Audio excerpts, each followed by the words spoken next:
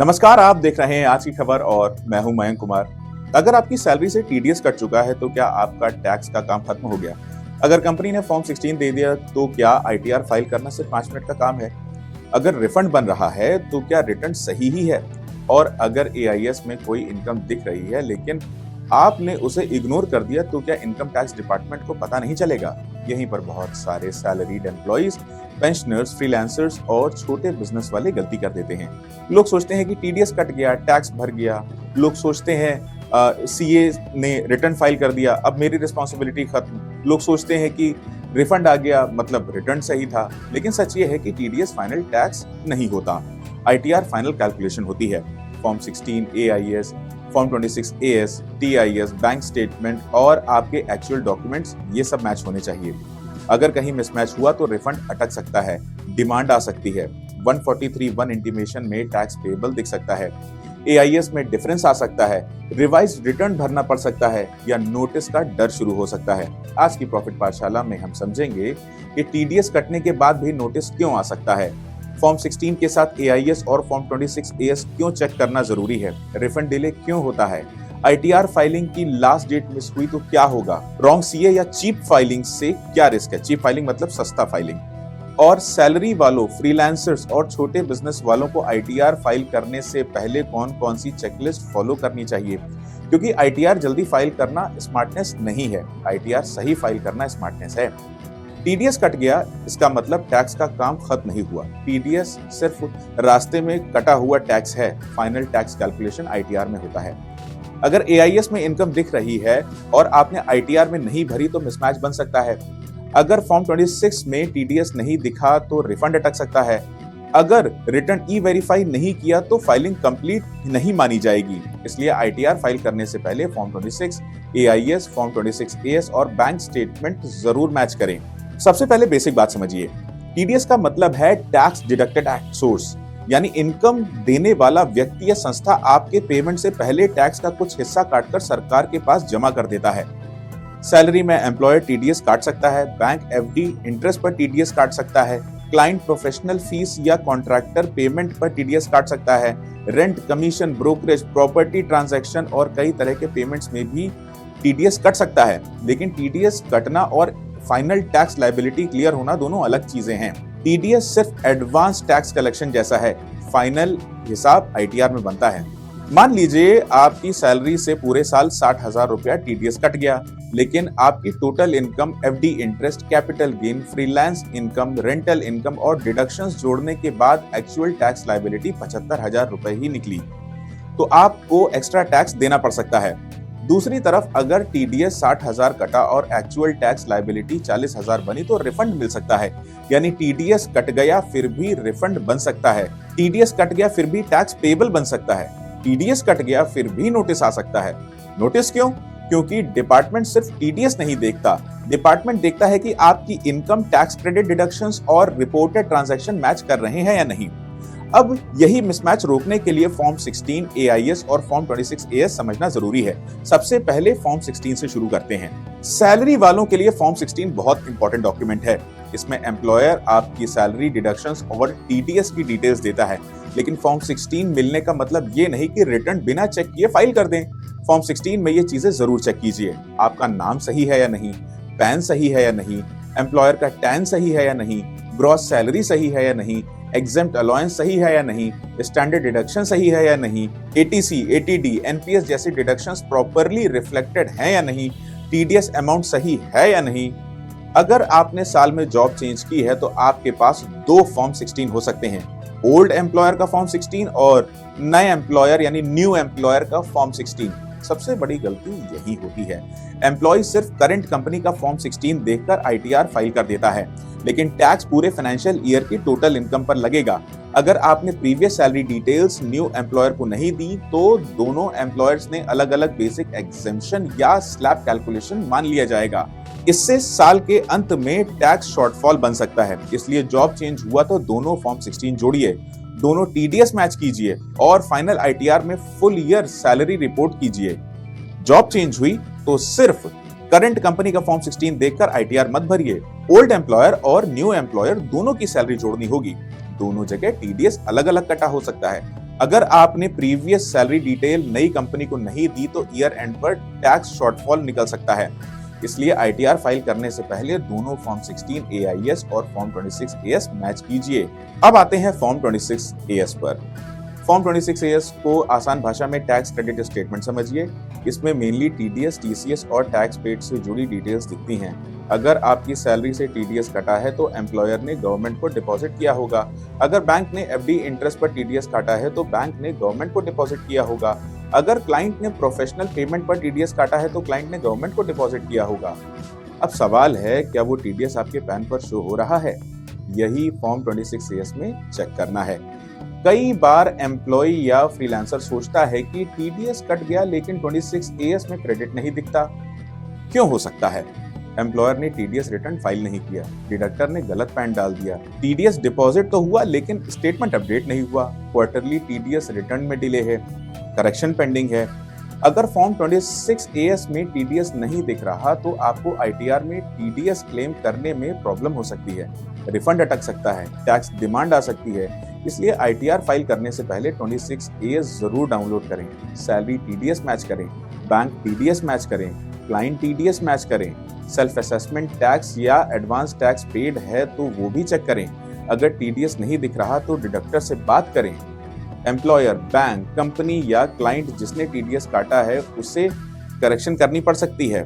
लेकिन अब सिर्फ 26 एएस ही काफी नहीं है। असली बड़ा डेटा अब एआईएस में दिखता है और यही सबसे ज्यादा मिसमैच बनता है। टीडीएस कट गया लेकिन फॉर्म 26 एएस में दिख नहीं रहा तो रिफंड अटक सकता है, टैक्स डिमांड आ सकती है और आईटीआर प्रोसेसिंग में मिसमैच आ सकता है। इसलिए आईटीआर फाइल करने से पहले फॉर्म 26 एएस में चेक जरूर कीजिए। Salary TDS, bank TDS, client TDS, advance tax, self assessment tax. अगर टीडीएस मिसिंग है तो डिडक्टर से करेक्शन जरूर करवा लीजिए। अब आते हैं एआईएस पर। एआईएस यानी annual information statement. Form 26 as mainly tax credit दिखाता है लेकिन एआईएस उससे ब्रॉडर स्टेटमेंट है। इसमें कई तरह की इंफॉर्मेशन दिख सकती है, salary information, interest information, dividend, mutual fund transaction, share market transaction, property transaction, SFT यानी high value financial transaction, TDS, TCS details, refund, demand और कई रिपोर्टेड फाइनेंशियल एक्टिविटीज। टीआईएस यानी tax payer information summary, AIS का summary view जैसा है। अब आम आदमी की सबसे बड़ी गलती क्या होती है? वो सोचता है फॉर्म 16 में सैलरी है, वही आईटीआर में भर देंगे। लेकिन एआईएस में एफडी इंटरेस्ट भी दिख सकता है, सेविंग इंटरेस्ट दिख सकता है, डिविडेंड दिख सकता है, म्यूचुअल फंड रिडम्पशन दिख सकता है, शेयर सेल दिख सकती है, क्रेडिट कार्ड हाई स्पेंड या कैश डिपॉजिट जैसी रिपोर्टेड ट्रांजैक्शन दिख सकती हैं, प्रॉपर्टी परचेज या सेल दिख सकती है। अगर एआईएस में कोई इनकम दिख रही है और आपने उसे आईटीआर में रिपोर्ट नहीं किया तो मिसमैच बन सकता है। लेकिन एक बात ध्यान रखें, एआईएस में दिख रही हर एंट्री ऑटोमेटिकली टैक्सेबल इनकम नहीं होती। पहले रूल समझिए, नेचर समझिए, सोर्स चेक कीजिए, अमाउंट सही है या नहीं या गलत है ये देखिए, डुप्लीकेट एंट्री तो नहीं है, ज्वाइंट अकाउंट की एंट्री है या आपकी इनकम है, कैपिटल ट्रांजैक्शन है या इनकम। अगर एआईएस में इंफॉर्मेशन गलत है तो एआईएस फीडबैक दिया जा सकता है, लेकिन अगर इंफॉर्मेशन सही है तो उसे इग्नोर करना ठीक नहीं है। टैक्स डिपार्टमेंट डेटा ड्रिवन हो चुका है। आज bank, employer, mutual fund, broker, property registrar, financial institution और डिडक्टर से इंफॉर्मेशन सिस्टम में आती है। इसलिए किसे पता चलेगा वाली सोच बहुत खतरनाक है, फंस सकते हैं। एआईएस में इनकम दिखी और आपने आईटीआर में नहीं भरी तो मिसमैच बन सकता है। एआईएस में एफडी इंटरेस्ट दिख सकता है, डिविडेंड दिख सकता है, म्यूचुअल फंड ट्रांजैक्शन दिख सकता है, शेयर सेल दिख सकती है, प्रॉपर्टी ट्रांजैक्शन दिख सकती है, लेकिन हर एआईएस एंट्री टैक्सेबल इनकम नहीं होती। पहले सोर्स चेक कीजिए, गलत एंट्री है तो फीडबैक दीजिए, सही एंट्री है तो आईटीआर में प्रॉपर रिपोर्टिंग कीजिए। आईटीआर में अब डेटा छुपाना बहुत रिस्की है। अब सैलरी वालों की सबसे कॉमन मिस्टेक समझिए। पहली मिस्टेक, सिर्फ फॉर्म 16 देखकर आईटीआर फाइल करना। फॉर्म 16 इंपॉर्टेंट है लेकिन एआईएस और फॉर्म 26 एएस मैच करना भी जरूरी है। दूसरी मिस्टेक, जॉब चेंज वाली सैलरी मिस कर देना। 2 एम्प्लॉयर्स की सैलरी जोड़नी होगी। तीसरी मिस्टेक, एफडी इंटरेस्ट या सेविंग्स इंटरेस्ट भूल जाना। इंटरेस्ट इनकम छोटी लगती है लेकिन एआईएस में दिख सकती है। चौथी mistake, wrong tax regime select करना। न्यू टैक्स रिजीम डिफॉल्ट हो सकती है, लेकिन ओल्ड रिजीम में डिडक्शंस और एग्जेम्पशंस मिल सकते हैं। कई लोग कंपैरिजन किए बिना रिजीम चूज कर लेते हैं। 5वीं मिस्टेक, फेक डिडक्शंस क्लेम करना, fake rent receipt, fake donation, fake insurance, fake loss.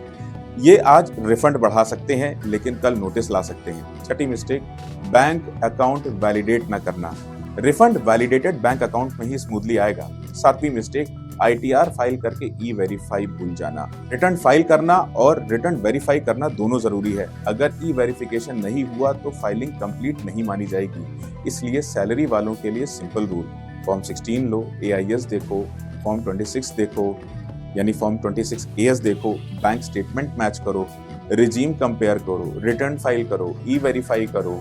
Salary वालों की 7 मिस्टेक्स को समझिए। सिर्फ फॉर्म 16 देखकर रिटर्न भरना, जॉब चेंज वाली सैलरी मिस करना, FD इंटरेस्ट भूल जाना, रॉन्ग टैक्स रिजीम सेलेक्ट करना, फेक डिडक्शंस क्लेम करना, बैंक अकाउंट वैलिडेट न करना और ITR फाइल करके E-वेरीफाई भूल जाना। रिफंड जल्दी चाहिए तो पहले रिटर्न सही फाइल कीजिए। फास्ट फाइलिंग नहीं, करेक्ट फाइलिंग जरूरी है।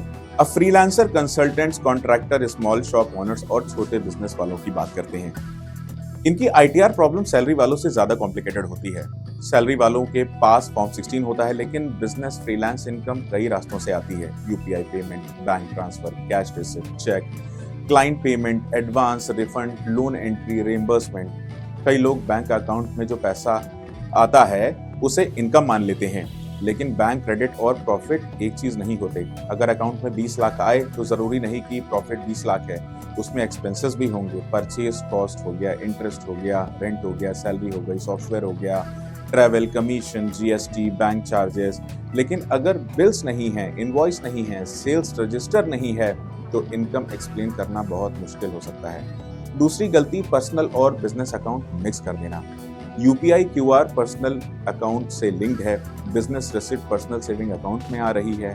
फिर ITR के समय बैंक स्टेटमेंट में हंड्रेड्स ऑफ क्रेडिट्स दिखते हैं, ढेरों हजारों क्रेडिट्स दिखते हैं। CA पूछता है, भाई ये क्या है? डिपार्टमेंट पूछ सकता है, ये इनकम है, लोन है, गिफ्ट है या बिजनेस रिसिप्ट है?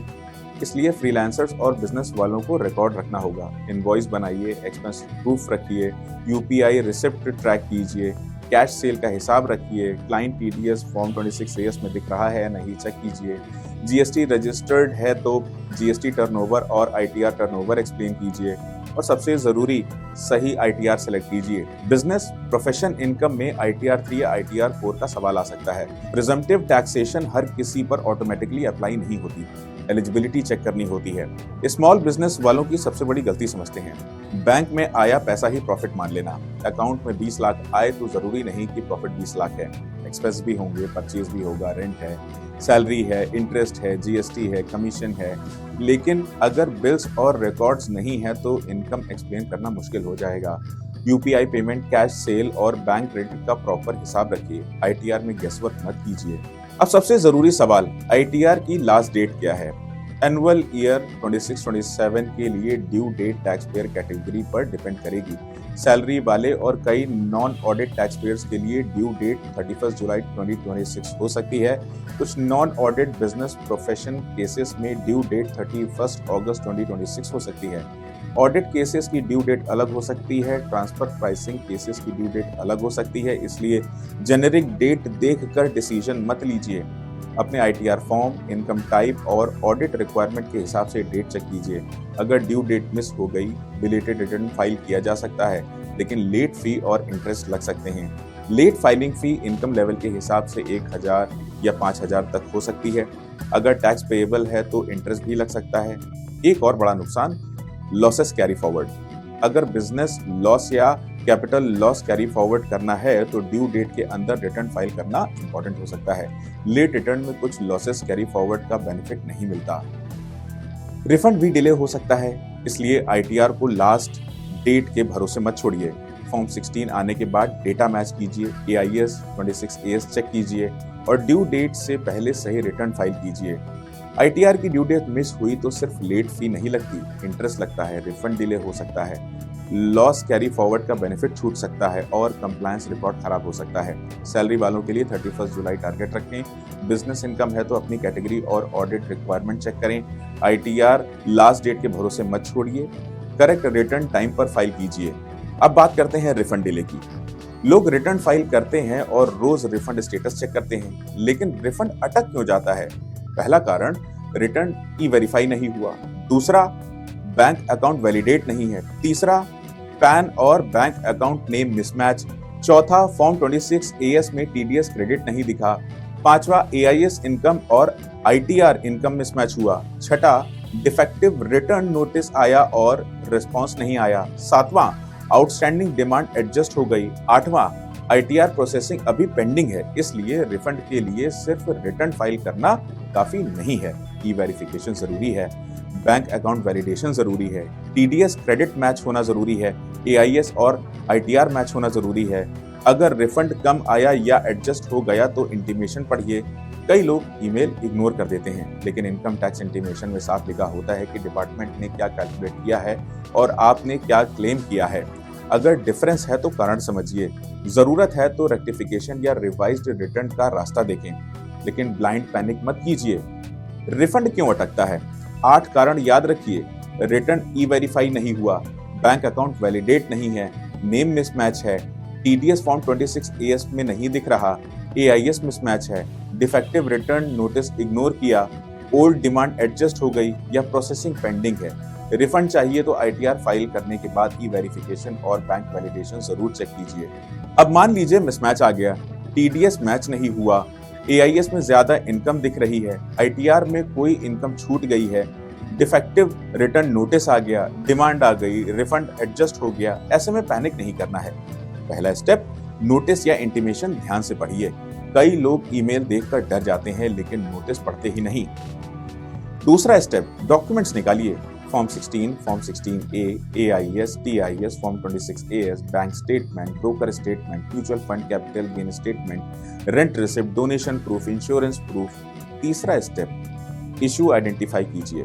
टीडीएस मिसिंग है, इनकम मिसमैच है, डिडक्शन प्रूफ इशू है, रॉन्ग आईटीआर फॉर्म है, रॉन्ग रिजीम है, बैंक अकाउंट इशू है। चौथा स्टेप, अगर टीडीएस मिसिंग है तो डिडक्टर से बात कीजिए। एम्प्लॉयर, बैंक, क्लाइंट या कंपनी जिसने टीडीएस काटा है उसे करेक्शन करनी पड़ सकती है। पांचवा स्टेप, अगर एआईएस गलत है तो एआईएस फीडबैक दें। छठा स्टेप, अगर आईटीआर में गलती है तो रिवाइज्ड रिटर्न या रेक्टिफिकेशन का रूट देखें, लेकिन सीरियस मिसमैच, डिमांड या स्क्रूटनी टाइप मैटर में क्वालिफाइड सीए या टैक्स एक्सपर्ट से बात करना बेहद जरूरी है। चीप शॉर्टकट्स मत लीजिए। टैक्स नोटिस में सही रिस्पांस बहुत जरूरी है। इनकम टैक्स नोटिस आया तो पैनिक मत कीजिए, पहले नोटिस पढ़िए, फिर डॉक्यूमेंट्स मैच कीजिए। Form 16, AIS, TIS, form 26AS, bank statement. अगर टीडीएस मिसिंग है डिडक्टर से बात करें, अगर एआईएस गलत है फीडबैक दें, अगर आईटीआर में गलती है रिवाइज्ड रिटर्न या रेक्टिफिकेशन देखें और सीरियस केस में अच्छे सीए से सलाह लें। नोटिस इग्नोर करना सबसे बड़ी भूल हो सकती है। अब एक सबसे बड़ी प्रैक्टिकल प्रॉब्लम, सही सीए या टैक्स प्रोफेशनल ना मिलना। बहुत लोग कहते हैं कि भाई 500 रुपए में आईटीआर फाइल हो जाएगा, कोई कहता है रिफंड बढ़ा देंगे, कोई बिना डॉक्यूमेंट्स देखे रिटर्न फाइल कर देता है, कोई टैक्स पेयर को कंप्यूटेशन समझता ही नहीं। लेकिन याद रखिए, आईटीआर आपके पैन से फाइल नहीं होता, रिस्पॉन्सिबिलिटी आपकी है। टैक्स प्रोफेशनल चुनते समय जो 7 बातें बताने जा रहा हूं उसको बहुत ध्यान से सुनिएगा। क्या वो फॉर्म 16 मांगता है? क्या वो एआईएस और फॉर्म 26AS मैच करता है? क्या वो बैंक स्टेटमेंट देखता है? क्या वो old versus new regime compare करता है? क्या वो डिडक्शंस के प्रूफ पूछता है? क्या वो फाइनल कंप्यूटेशन दिखाता है?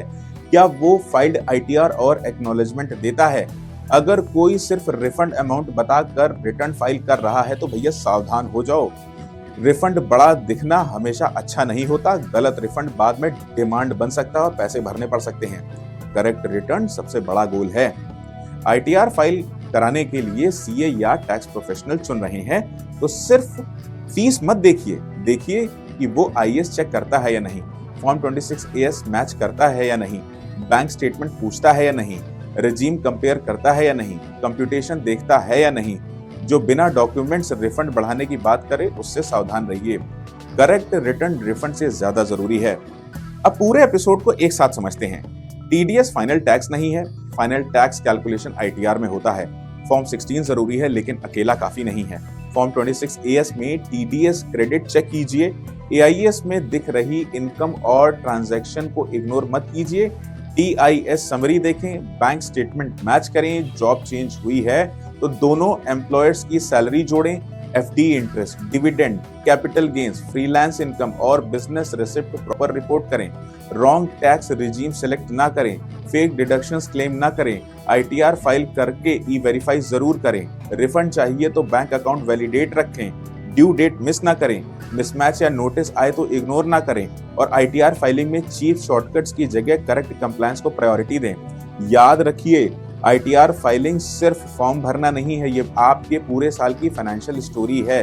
सैलरी कहां से आई, इंटरेस्ट कितना मिला, टीडीएस कितना कटा, इन्वेस्टमेंट कहां किया, बिजनेस रिसिप्ट कितनी हुई, टैक्स कितना देना होगा, रिफंड कितना बनता है और डॉक्यूमेंट्स क्या कहते हैं। अगर आपकी story form 16 AIS, form 26 as, bank statement और आईटीआर में मैच करती है तो प्रोसेस स्मूथ रहेगा। अगर हर जगह अलग अलग कहानी है तो प्रॉब्लम होगी, जिम्मेदार आप होंगे, फिर मत कहिएगा बताया नहीं। आप देख रहे थे आज की खबर, मैं हूं मयंक कुमार। ऐसी ही काम की tax, finance, salary, business, PF और एम्प्लॉय राइट से जुड़ी जानकारी के लिए मुझे सोशल मीडिया पर फॉलो कर लीजिए। मेरा सोशल मीडिया हैंडल है @MYKLOGIC।